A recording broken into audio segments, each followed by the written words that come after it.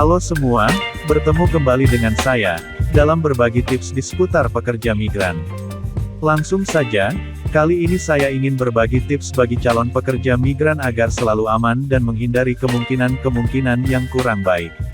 Pekerja migran rentan mengalami kekerasan, pelecehan atau perlakuan yang tidak semestinya yang dilakukan oleh majikan. Untuk itu pekerja migran perlu mendapatkan edukasi, informasi dan mitigasi sebelum ia melakukan hubungan kerja dengan si pemberi kerja. Ada beberapa hal yang harus diketahui oleh seorang calon pekerja migran. Pertama, wajib mengetahui si pemberi kerja. Dalam Pasal 4 UU Nomor 18 Tahun 2017, tentang perlindungan pekerja migran Indonesia, pemberi kerja ada tiga, yaitu pemberi kerja berbadan hukum, perseorangan atau rumah tangga, dan pelaut awak kapal dan pelaut perikanan. Seseorang yang menjadi pekerja migran, sebaiknya di tempat yang telah memiliki badan hukum atau izin usaha yang diterbitkan oleh pemerintah pusat. Dengan adanya izin usaha tersebut, si pemberi kerja harus memenuhi norma, standar, prosedur, dan kriteria yang ditetapkan oleh pemerintah pusat.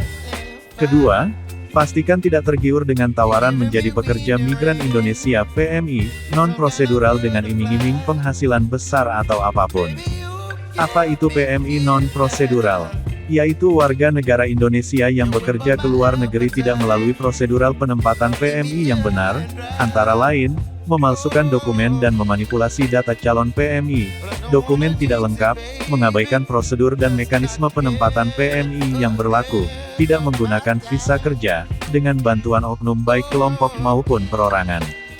Ketiga, dalam melakukan hubungan kerja, pastikan kontrak kerja tersebut jelas mengenai klausul yang ada di perjanjian kerja tersebut, seperti besaran gaji atau tunjangan, waktu kerja, persyaratan, dan kewajiban, jenis pekerjaan, alamat jelas dari calon majikan yang mempekerjakan si pekerja.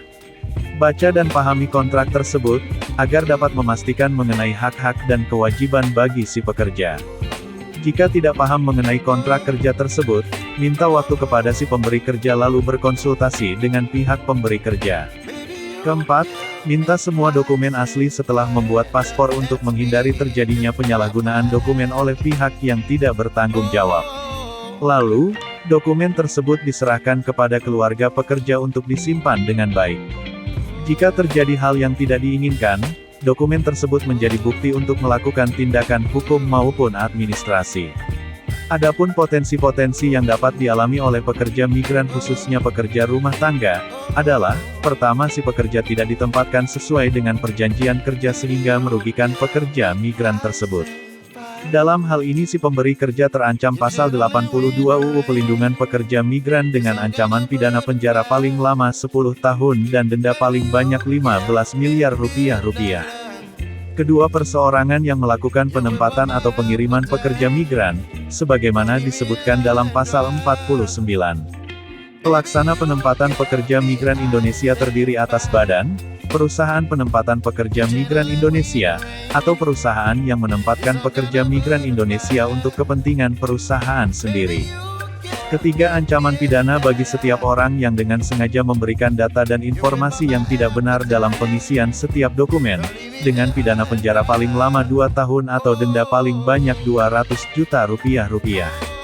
Keempat, ancaman pidana paling lama 3 tahun dan denda paling banyak 500 juta rupiah bagi setiap orang yang menempatkan pekerja migran Indonesia, padahal diketahui atau patut menduganya bahwa yang bersangkutan tidak memenuhi persyaratan umur minimal 18 tahun. Jika calon pekerja migran mendapatkan hal-hal yang tidak diinginkan seperti yang disampaikan sebelumnya, silakan menghubungi Badan Pelindungan Pekerja Migran Indonesia untuk penanganan kasus penempatan ilegal hingga dugaan tindak pidana perdagangan orang.